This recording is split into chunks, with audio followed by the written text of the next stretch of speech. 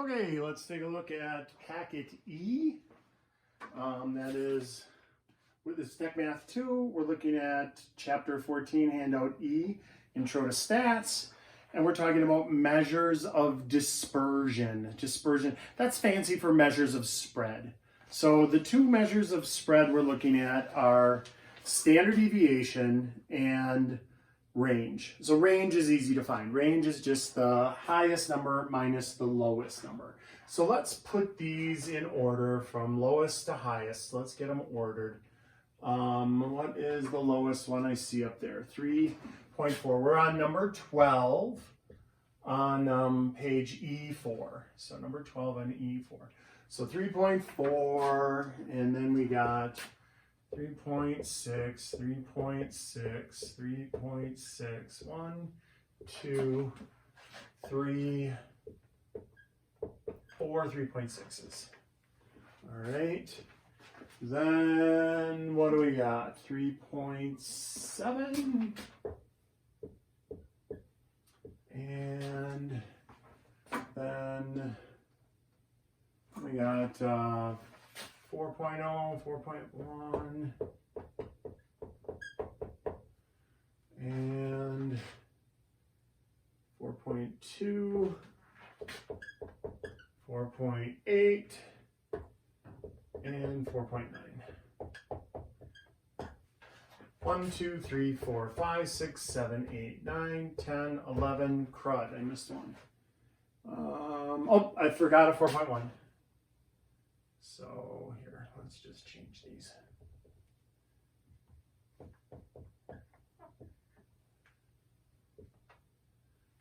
What one was after 4.1 and 4.2?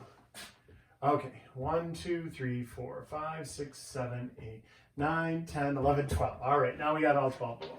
So always double check to recount the numbers after you put them in order. So why did I put them in order? I didn't really have to put them in order. But for standard deviation, it's easier to get your head around like what's going on when we talk about standard deviation.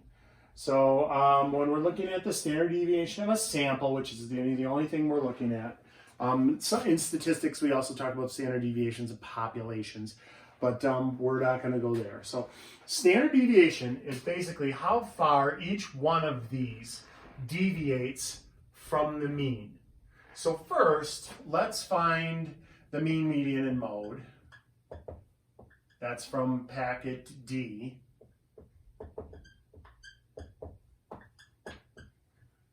So the mean we're going to need for what we're calculating anyway. But we add them all together and divide by how many there are. So 3.4 plus 3.6 plus 3.7 plus 4 plus 4.1 plus 4.1 plus 4.2 plus 4.8 plus 4.9. All right. So that is 47.6 divided by 12. 3.9, 6 repeating, we'll just call it 3.97. All right, so there's our mean. Our median is the one exactly in the middle. So 1, 2, 3, 4, 5, 6. 1, 2, 3, 4, 5, 6. So the middle happens to be in between 3.7 and 4.0. So we take 3.7 plus 4.0 and then hit enter and then divide by 2. So 3.7 plus 4, enter, that's 7.7 divided by 2. Don't, unless you use parentheses, if you do parentheses 3.7 plus 4.0 and parentheses divided by 2, you're good. But if you just do 3.7 plus 4 divided by 2, it's going to tell you 5.7, and that's wrong. Because it should be 3.85. Okay? So if you're going to type it all in one and hit enter, make sure you do the parentheses on the top.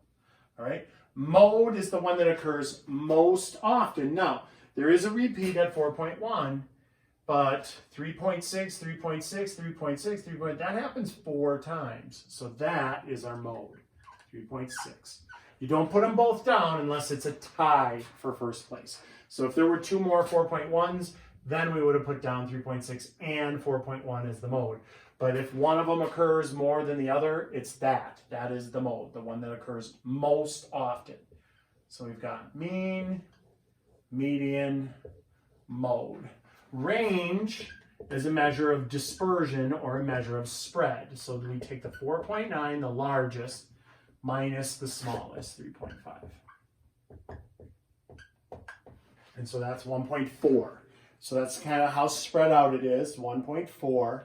And now standard deviation is basically how far does each one of these deviate from 3.97, all right? And so this is a rather involved calculation. And you only have to do it once on the test. So 9 times, or n times the quantity of f times x squared minus the sum of f times x quantity squared, all divided by n times n minus 1. Okay, so now let me interpret this for you. This is frequency. This is each one squared. So let me make a little table over here to organize our thoughts. So here's a data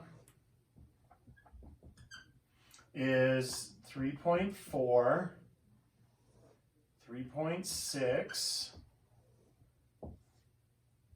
This is going to be frequency. Yeah, we'll do frequency right next to it. So 3.4, 3.6, we got 4 3.6s. We're just putting down each number that occurred. 3.7, not how many times it occurs. 4.0, 4.1.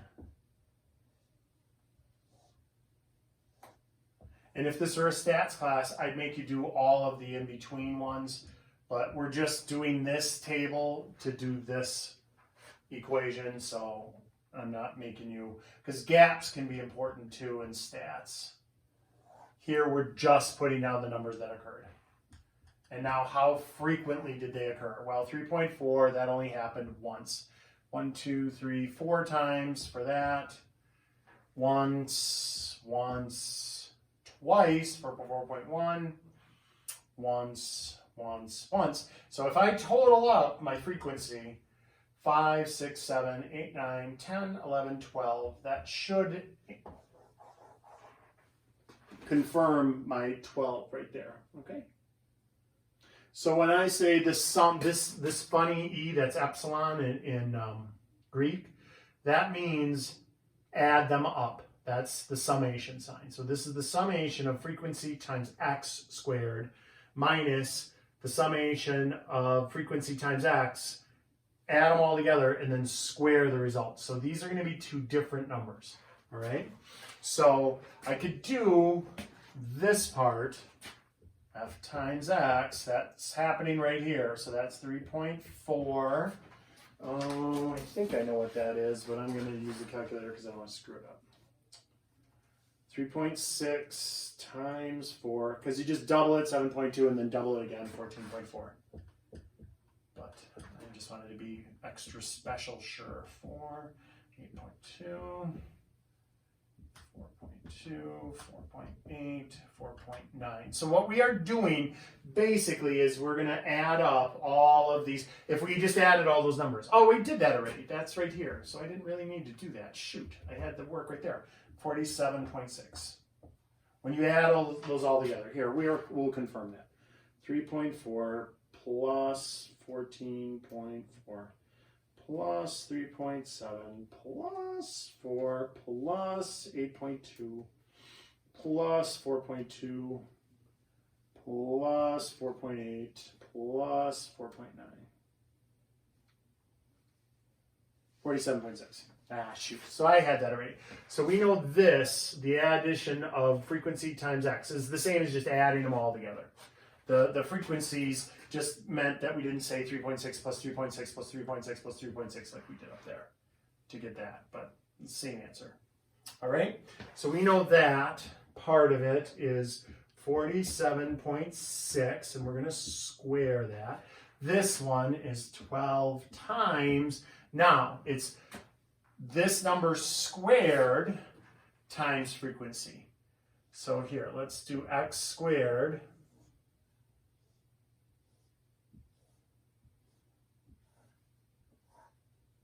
So a very tedious process here. So 3.4 squared is 11.56. And then times 1 is 11.56. So this is going to be f times x squared. So 11.56. 14.4 squared is 207. Oh, wait. I didn't want to do that. No, not 207. What am I doing? 3.6 squared is 12.96. And then that times 4. And that's 51.84. Okay. 3.7 squared, 13.69 times 1 is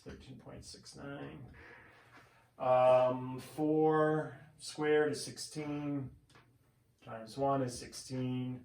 4.1 squared is 16.81.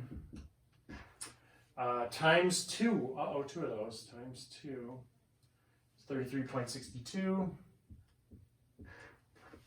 4.2 squared is 17.64, times 1 is 17.64. 4.8 squared is 23.04.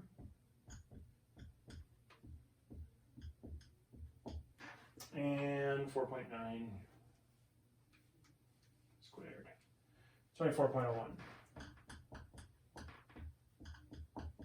And now we add all of those together. So that plus 23.04 plus 17.64 plus 33.62 plus 16 plus 13.69 plus 51.84 plus 11.56. Enter. 191.4, that's times 12. All right, and then divided by 12 times 11. And then we're going to take the square root of that. So let's figure out what the top is. That is going to be 191.4 times 12 minus 47.6 squared.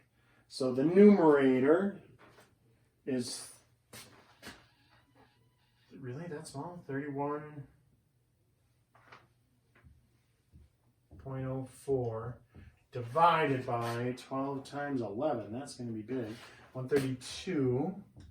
And then we want the square root of that. So 31.04 divided by 132 is 0.23. 515, and it goes on, but that's all I'm going to put down. And then the square root of that, 0.4849. So that is our standard deviation. Oh, please, please, please, let's check. That was number, what number was that? 12. So I wanted the standard deviation for number 12 is 0.48. Phew! All right, so that's how spread out it is. The closer that number is to 0, the less variation there is in the set. So look, let's do a simple one that you could just do in your head. Believe it or not, there is a problem like this that you could just do in your head. What if I had a set of 5 sevens? 7, 7, 7, 7. 1, 2, 3, 4, 5 sevens. The mean then would be 7. I add them up, divide by 5, it's 7. There would be 0 standard deviation. The standard deviation would be 0 because not one of these deviates even a tiny bit from the mean. So that's what you're finding when you find the standard deviation of the set. You're kind of figuring out a general idea of how far each one of these deviated from 3.97. So you see how the mean was pretty close to all of those numbers. Now, you might say, isn't the mean always going to be pretty close? It's an average of the numbers. Well, not if there's outliers. If I would have changed this 4.9 to 49, this mean would be pulled way up. It'd be like 6 or 7, and then the standard deviation would be much larger than 0.48. Okay? So you'll only have to do one standard deviation problem on the test, and it's only going to be it's going to be a number, I think less than 10 pieces of data. So it'll be a little easier than this. All right. And you won't have to find the mean, median, and mode all in the range and the standard deviation. You'll just have to find the standard deviation. Okay. And that's packet E.